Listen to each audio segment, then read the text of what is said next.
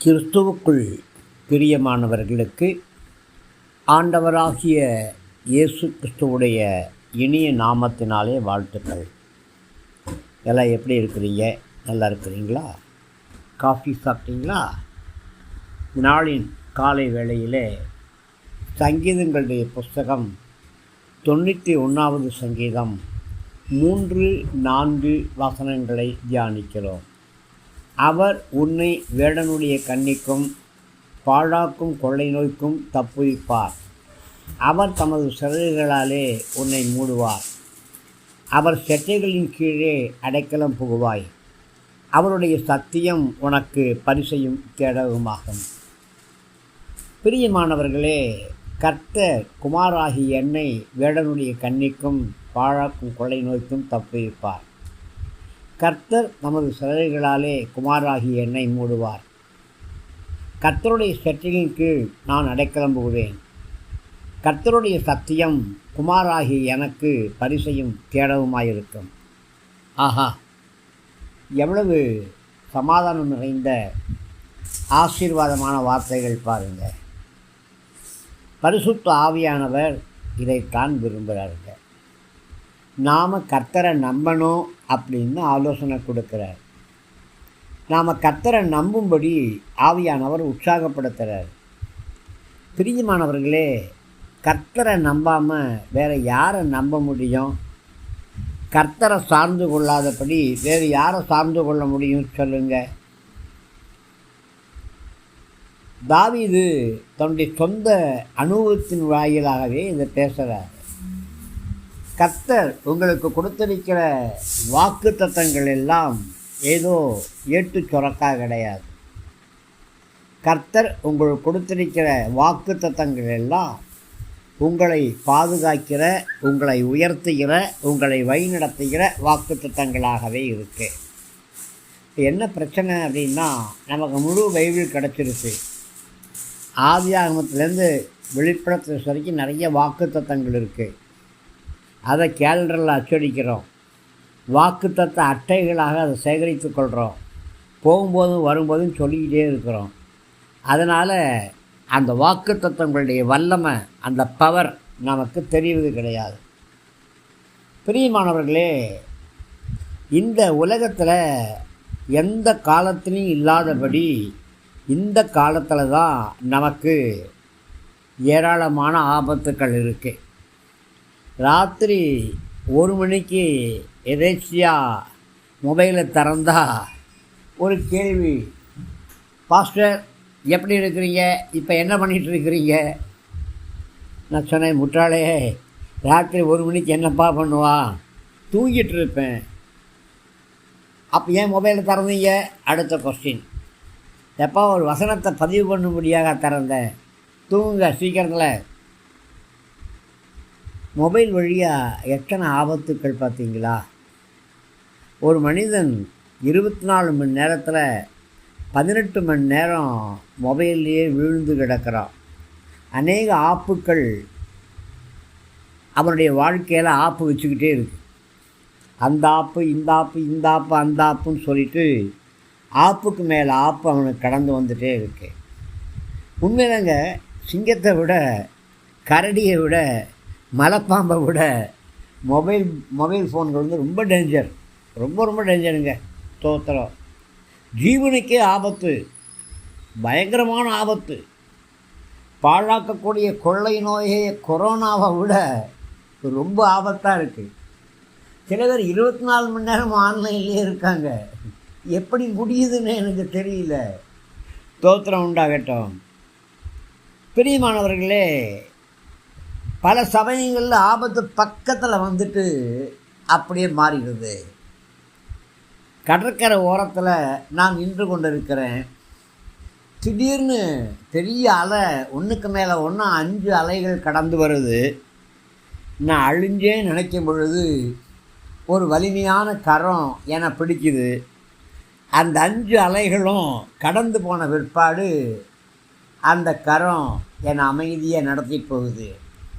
பிரியமானவர்களே, எத்தனை அலை உங்கள் வாழ்க்கையில் அடித்து கொண்டிருக்கு.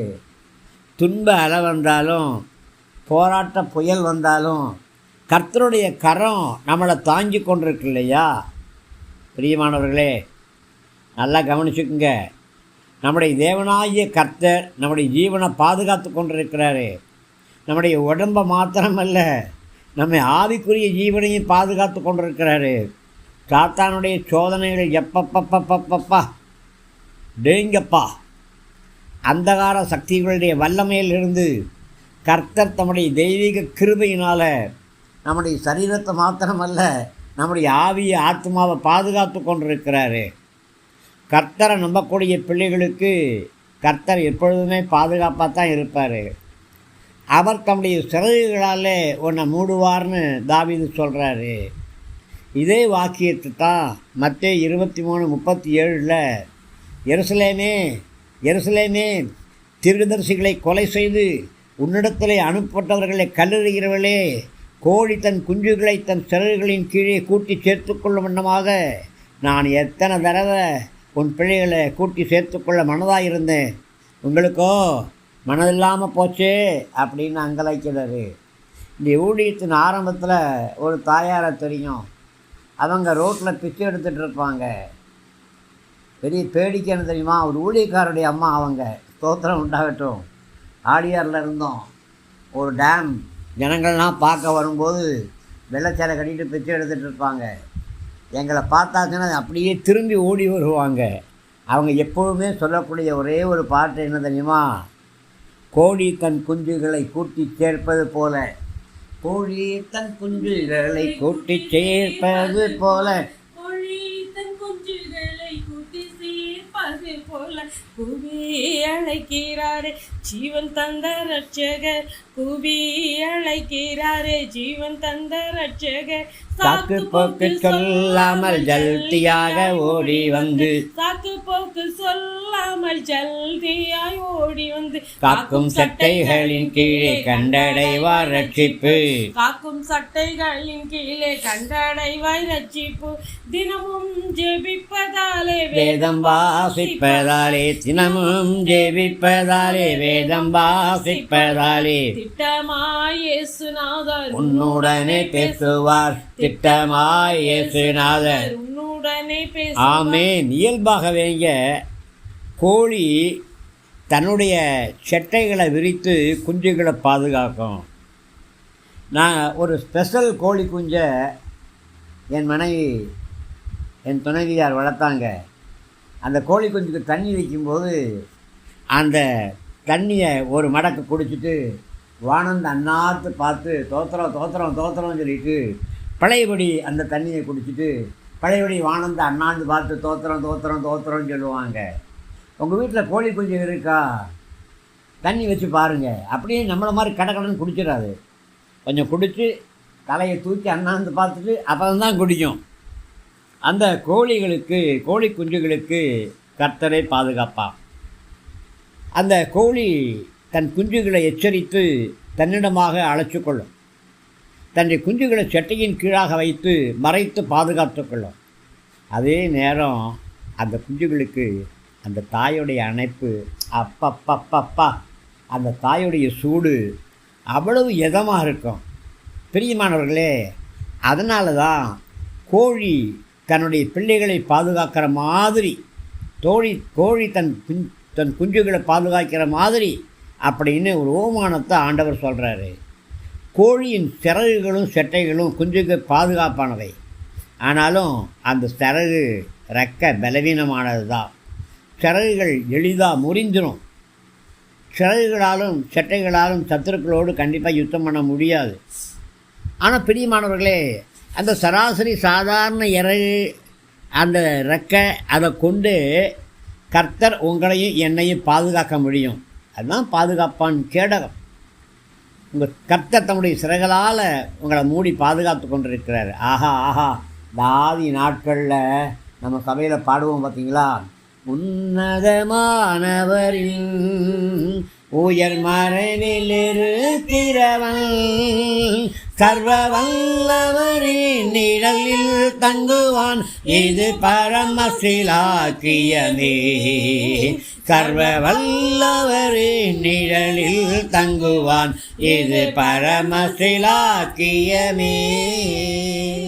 பிரியமானவர்களே, எதை குறிச்சும் கவலைப்படாதீங்க, எதை குறிச்சும் பயப்படாதீங்க. என்னதான் நடக்கும் நடக்கட்டுமே, பார்த்துருவோம். ஒரு கை பார்த்துருவோம். நம்மளோட கூட இருந்து நமக்காக யுத்தங்களை நடப்பிக்கிறது நம்முடைய ஆண்டவர் தானே. உலக மனுஷனோடு இருக்கிறது மாம்ச பலம், ஆனால் நம்மோடு இருந்து நம்முடைய யுத்தங்களை நடத்திக்கிறவர் நம்முடைய தேவனாக இருக்கிறாரு. அதனால் ஆண்டவரே, எங்களுடைய பரிசுகையா, எங்களுடைய கேடகமா, வலிமையான பாதுகாப்பா நீங்கள் இருக்கிறபடியினால உங்களுக்கு கொடாக்கூடிய ஸ்தோத்திரம் தகப்பனே அப்படின்னு சொல்லி நாம் கர்த்தருக்கு நன்றி செலுத்துவோமா? ஜெபிப்போம். அன்பின் பரலோக பிதாவே, நாங்கள் நன்றியோடு துதிக்கிறோம். ஆம், எங்களை வேடனுடைய கண்ணிக்கும் பாடாக்கும் கொள்ளை நோய்க்கும் தப்புவிக்கிறபடியினாலே ஸ்தோத்திரம். உம்முடைய சிறகுகளாலே எங்களை மூடிக்கொள்ளுகிறபடியினாலே ஸ்தோத்திரம்.